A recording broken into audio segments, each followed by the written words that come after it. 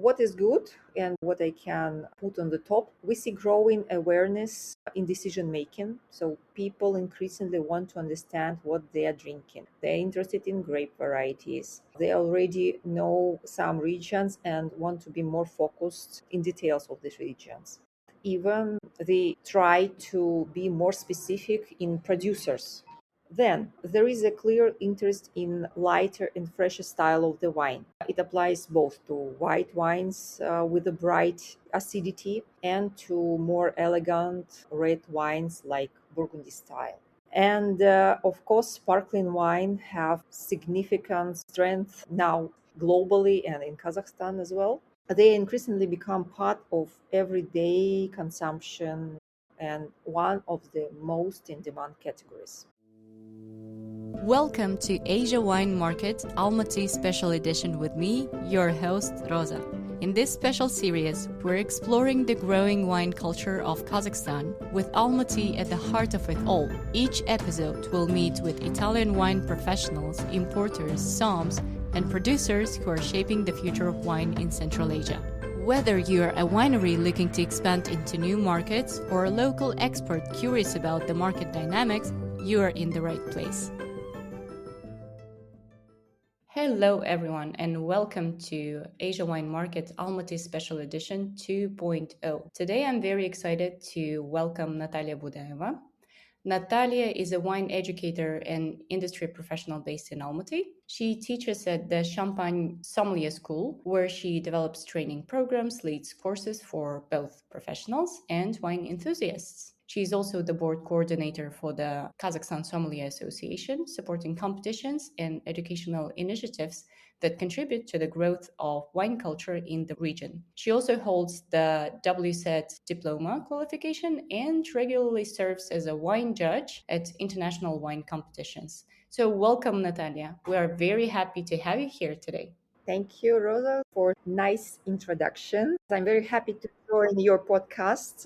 Thank you for the invitation. And we're very happy to have you here. Today we can get a lot of new insights, especially on how the wine education is developing in our country. But before we move to our main topic of today, can you briefly walk us through your journey into wine and what brought you into wine education specifically? Well, it's a long way. And, I just discovered that my way to wine starts more than 20 years ago. I was really surprised that it's so much time. So it was a period of my time when I was working for a distribution company. I did mostly beverages, not alcohol drinks. Then I was in charge of alcohol portfolio and I start learning about wine, and I noticed that it was very interesting to work with the wine people. They are different from spirits guys. They are more passionate about what they are doing. It's my personal opinion. That's why I started paying more attention to this product. And what I liked more, talk with the people, with the winemakers about the product. Then I was trying to translate this information to my colleagues, to the sales team, to the sales guy. I wanted to give them an idea how important this product is. So I start making different wine trainings for the staff. And then I realized that this is what I really like to do. And this is what I really want to be more focused in my professional life. This is how my way starts in wine education. Thank you so much for the introduction. So for today, our three key learning objectives are, first of all, we are going to understand the role of wine education in Kazakhstan. Second, we're going to identify the main gaps between wine education and the trade. And third, we're going to learn how to build and position a wine portfolio for Kazakhstan, because Champagne, it's not only the school, but also the importer and also on-premise venue, the restaurant. So that is why we are very, very excited to make a link between education and the trade here. Okay, so first of all, Let's focus on your work, on your main project. So, you work at the Champagne Sommelier School. Can you tell us more about your role and the types of students you typically teach at that school?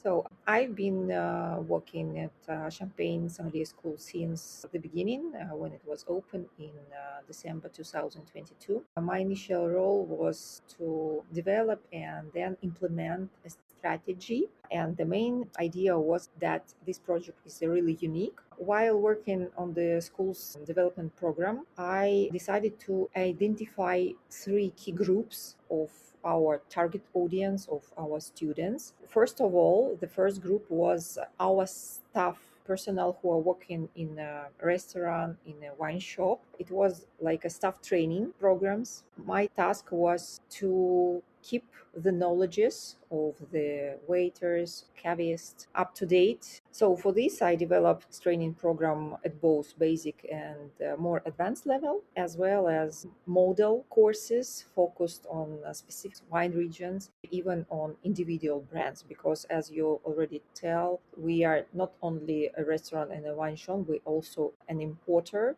and we are distributing our own brands. That's why the staff, they need to know a lot about the brands that we are importing by ourselves. So the second area in education is for our guests and clients of the wine shop and of the restaurant. Mostly these people are naturally hedonistic. They enjoy food, they enjoy drinks, they want to better understand their preferences in order to make more confident choices. For them, we organize weekly master classes and tastings, and we also run monthly lecture that build fundamental knowledge, not only in wine but also in different categories, for example beer or whiskey. Our main goal is to provide a solid base in one day to explain the key factors that can influence style, quality, or price of the product, and to help people, like to give a guidance how to navigate wide range of the product and of the wines. At the same time, we focus strongly on thematic tasting, which allow guests to see familiar grape varieties or regions from a new perspective and to discover maybe new styles of the wine that they may not have experienced before. So my role here is not only to lead these lectures and tasting, but also to invite guest tutors who can share their experience. And the third group of our activity is working with the professional community. And we are doing a really great collaboration with the Kazakhstan Sommelier Association. So the school is official partner, and our school became a platform for international and local certification, winemakers visits, professional tasting, all other training session that was organized by Kazakhstan Sommelier Association. Over this time, around 2,000 people have completed training at the school. This allows me to confidently say that these programs are effective. So I'm very motivated and continue developing this direction that we are doing for these 3 years. And I hope to bring more people to our project. That's great. And also here, a slight remark, the design in the school and also the wine gallery, the shop is absolutely beautiful. So it's a really nice venue as well.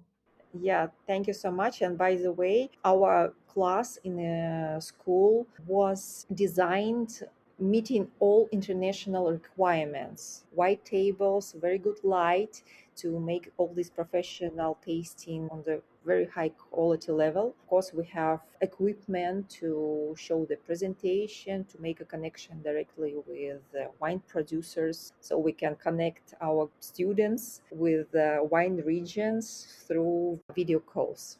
So you've been teaching both the professionals and also the consumers who are interested in wine. How do you see the wine knowledge of both wine professionals and the consumers? What I can say that both segments need to be educated. Of course, what we see in the recent years, it is significant changes in the level of knowledge, both among professionals and wine enthusiasts. And that's really great to see. But in general, the level of knowledge is just like our market in Kazakhstan can be described as developing. At the same time, it varies depending on the regions. For example, if we compare in Almaty or Astana with other regional cities, is quite a big difference between the knowledges of the people, even professional or normal consumers. Among professionals, much depends on the segment they are working in. In many cases, what we see it's quite narrow specialization because of the theme of the restaurant, for example, with wine regions or with small selection of wines. But with this specialization, they have very strong knowledges. Of course, they are familiar with the most popular categories. However, if we look at the broader picture, especially in the mainstream HoReCa sector or in the retail, there are still challenges. So motivation is not very high for the people who are working in that venues. As a result, knowledge is often not wide and not systematic, with the gaps and based more on personal experience or occasional trainings that they get from distributors or from the partners of the venues. When it comes to consumers, the picture is also very interesting.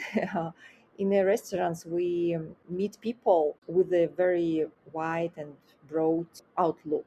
They travel a lot, taste wines in different countries, visit wineries. So they already have fundamental knowledges and they're interested in going deeper and they want to expand their tasting expertise. But there is also another group, people who may not yet have strong wine knowledges, but they want to choose better wine with their budget limits, maybe sometimes. So they tend to rely on recommendations using apps or getting advice from professionals. Their choices are more, intuitive. So they based on their preferences, like or don't like. So at the same time, there are still many people who feel lost when they choosing a wine in a store.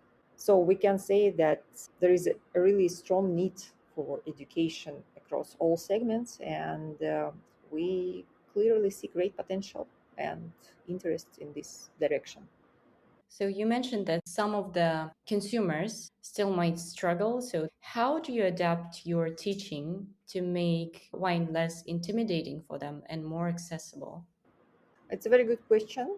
In reality, it's not easy job. So this is a long-term process. So what we understand that people don't like what they don't understand, and it is important that sometimes sommelier in restaurant or wine consultant, they are trying to demonstrate their professionalism and use many terms, very complicated, like terroir, vinification, and so on, so on. But these words are not common for general consumer, and for average guest it sounds like different language, and at some point they start to feel that understanding wine is impossible for them, and it's a bit like explaining how much 2 plus 2 and using complex formulas. It's difficult, confusing, and not really necessary for them.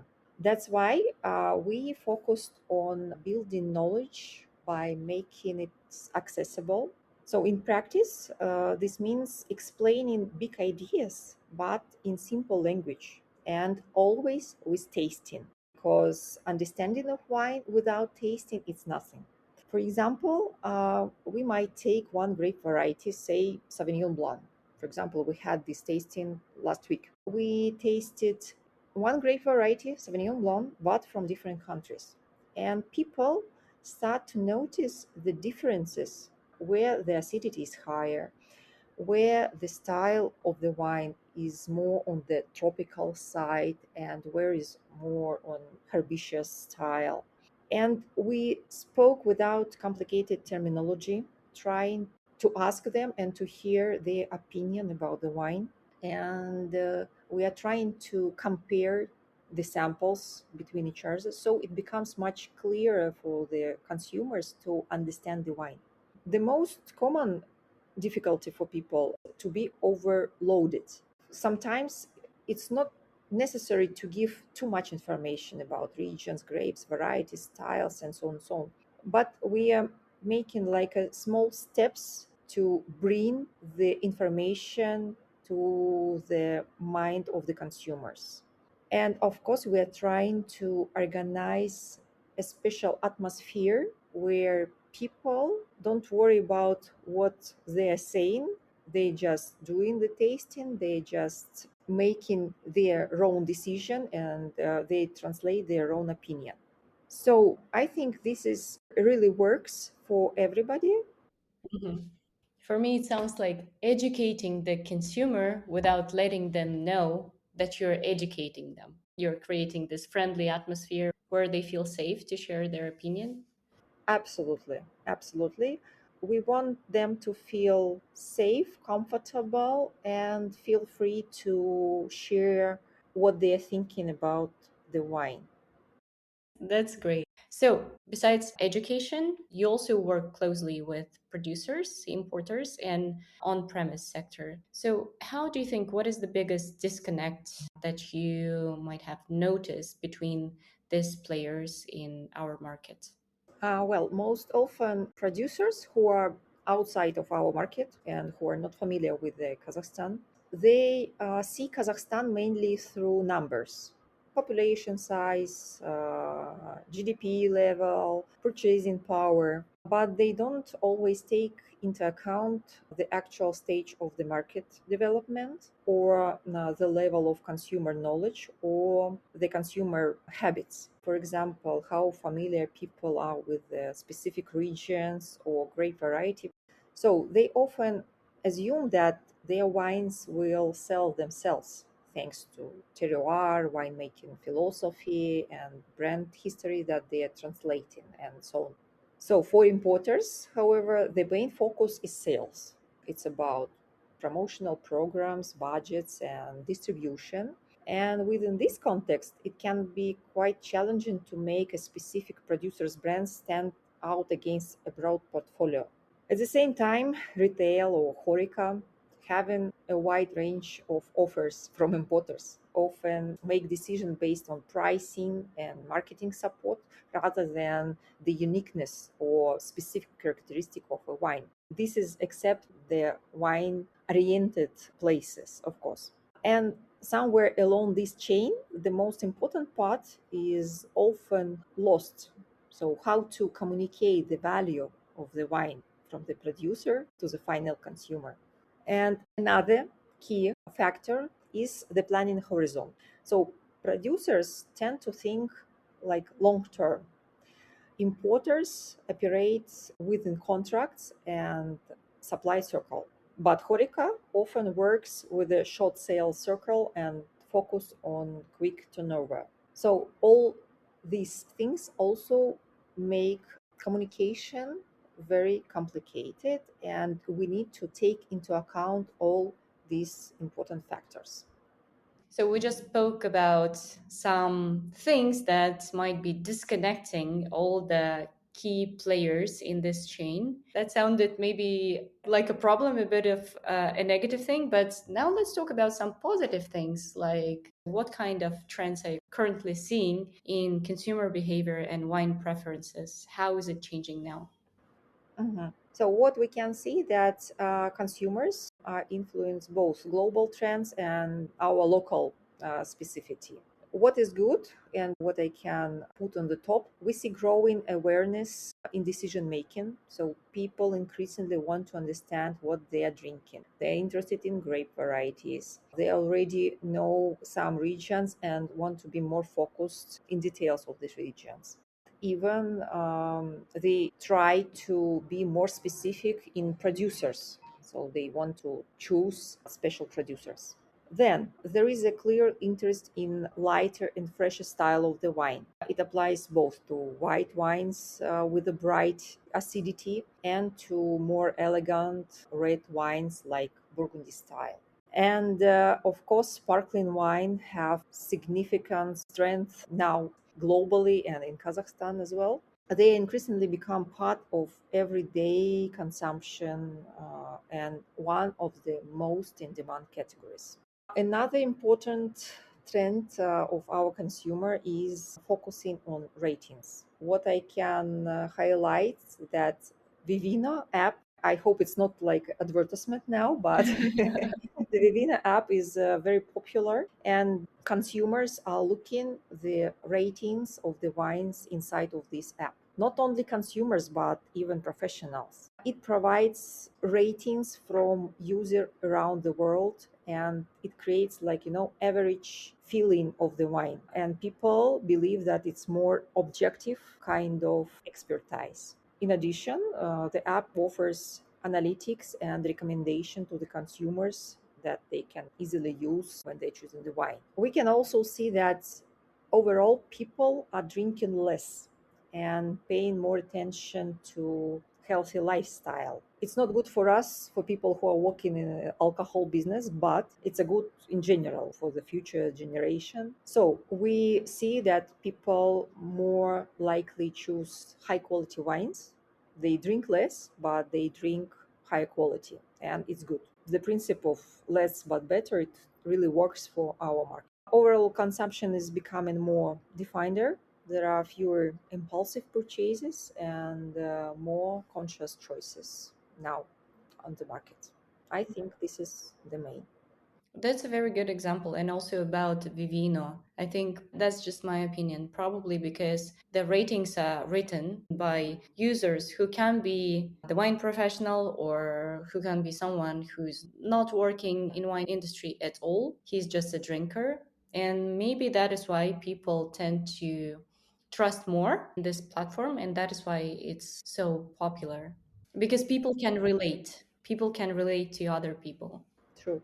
Okay, so let's move back to the wine professionals. So, as a board coordinator of CASOM, you also manage the local competitions. As a wine professional, you also take part in different trade shows. How do you think these initiatives and also different trade shows and also Vinitli Kazakhstan Roadshow, because we're coming this year again, can contribute to raising the overall wine culture and awareness in our market?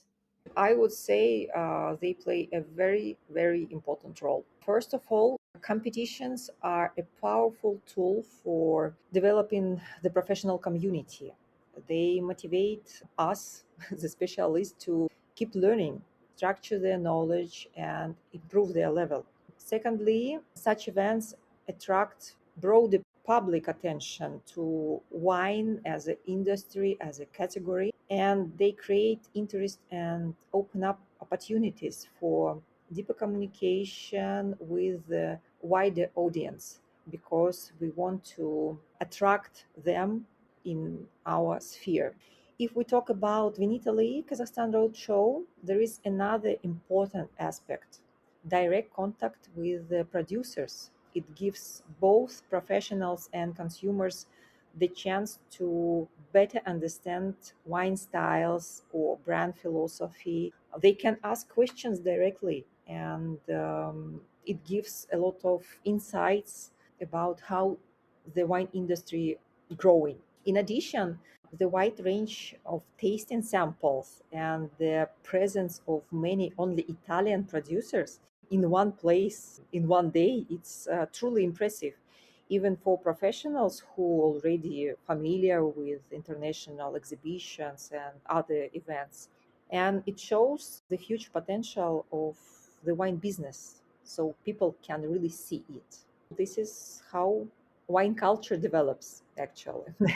Mhm. So Yeah. thank you, Vinitaly Kazakhstan Roadshow, for doing it for us and for Kazakhstan market. Yeah, that's great. I think it's both the interest from the Italian wine producers side and also the interest from our community side. It's what actually makes the market grow overall. Okay, I think this is a good segue to move on to Champagne Wine Gallery. As we already mentioned, Champagne is not only the wine school, but also the shop, Champagne Wine Gallery, but also the restaurant and also the importer. So, can you walk us through the concept and the structure of your portfolio?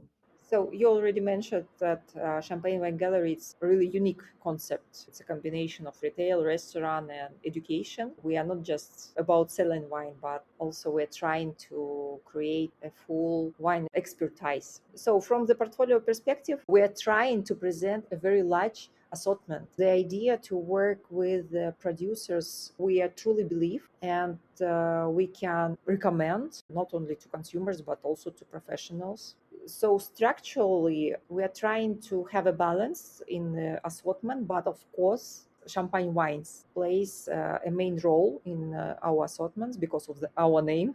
At the same time, we have a strong selection of still wines from classical regions of France, main regions of Italy, Spain, as well as the New World wines. So we try to give a broader perspective of the wines on the market. So we are trying to pay attention to diversity of styles and price segments.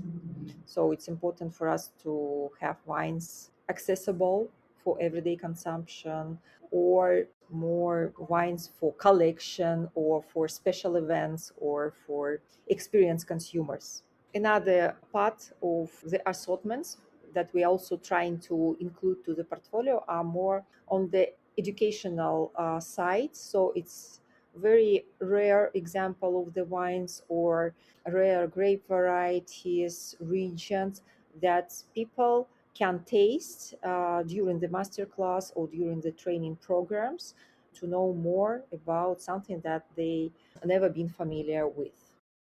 So the goal is to make the portfolio clear with enough offers to different segments of the consumers, and to give an expertise through our staff who can navigate you if you are beginners, or can give very professional advice with the selection if you are on the professional side.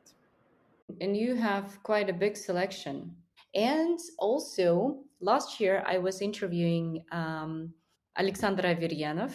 Mhm. He told me that actually Champagne Wine Gallery is the biggest wine store in Central Asia. Yes, true. The wine shop includes more than 7,000 labels of the different products, wines, beverages. Now it's the biggest one in Almaty and the biggest one in Kazakhstan. It's true. Mhm. Okay, great. I want to switch, even though the name of the story is Champagne, but the Mhm. name of the podcast is Italian Wine Podcast. Okay. Let me switch a bit to Italian wines and for the producers. As an importer, as a wine educator, as a person who works in wine industry in different directions, could you give some of your recommendations for Italian wine producers who want to enter the market? Well, based on my experience, first, I think that it's very important to choose the right partner. You know, in Kazakhstan, if you find a new partner, you can be sure 100% that you will be successful. So there are both large importers, small companies. So for Italian wine producers, it's very important to understand their goals, what they expect from the market, what segment they want to be focused on. Maybe they want to work only with the retail or with the HoReCa, and of course how wide the geographic coverage should be. So based on this, they can choose a partner who will really help to activate the sales and to reach their goals. And second, it's important to understand that the market is still developing. It is essential to invest in introduction of your product to consumers. This can be presentation, staff trainings, tasting, wine dinners for the consumers, all of which help to push and to promote your product on the market and make this way easier because of the competition and because of the low level of involvement of the consumers in the wine brands. And of course, it is important to actively participate in industry events such as Finitely Kazakhstan Roadshow, where you can connect with different segments of the market representative, with the restaurants or with the retail chains, because they are all visiting these events. You can also participate in specialized wine salons or events that are organized by Kazakhstan Sommelier Association, for example, like national competition or any association activities. So any industrial events really important for entering the market and presenting the product in Kazakhstan. I think that's it. Okay, that's a great advice. And also, good that you mentioned the national competitions organized by the Sommelier Association. Here, I've got the last question. For example, if the producer is not present in the market, so the wines are not imported yet, do some producers have a chance to contact the Sommelier Association, for example, and maybe send their wines directly? Is it even possible? Yes, of course. The Kazakhstan Sommelier Association open for any collaboration and can organize wide presentation for the specialists from the market from different spheres. So feel free to contact the board. We have Instagram account. You can contact directly, and we are trying to do our best to organize your connection with the new potential clients and importers. Great. Thank you so much. As I said, it's time for us to wind down. But before doing so, we usually ask our guests three rapid fire questions. So, question number one: what is the Italian wine region you believe has a strong potential in Kazakhstan? I think that it's very easy question. So definitely Prosecco. It's booming and it will be booming for the next, I don't know, 5 years, I think. What about Lambrusco? Many people mentioned Lambrusco too. Maybe because it's also sparkling. So any sparkling category can be very potential. So this is what I noticed during Vinitaly in Verona. A lot of very good Italian producers of sparkling wines with a high quality, very nice, and I like it very much. Okay, now let's move to a grape variety. So, one grape variety consumers should discover more. If we're talking about the Italian, for sure it's Trebbiano. It has a really great potential, but many people they don't have enough experience to taste it and to taste good example of Trebbiano. Okay, so we're welcoming the producers of some good Trebbianos. Yes. And the last question, as a wine consumer, also, what is your favorite wine spot in Almaty?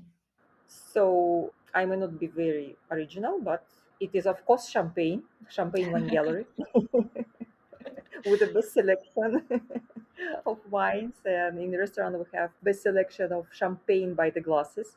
If we are not talking about our company, I can speak about Agora. I really like this place. Great, thank you. Okay, Natalia, thank you so much for your time today, all the tips, recommendations, and insights that you've given us today. Hope to see you in June.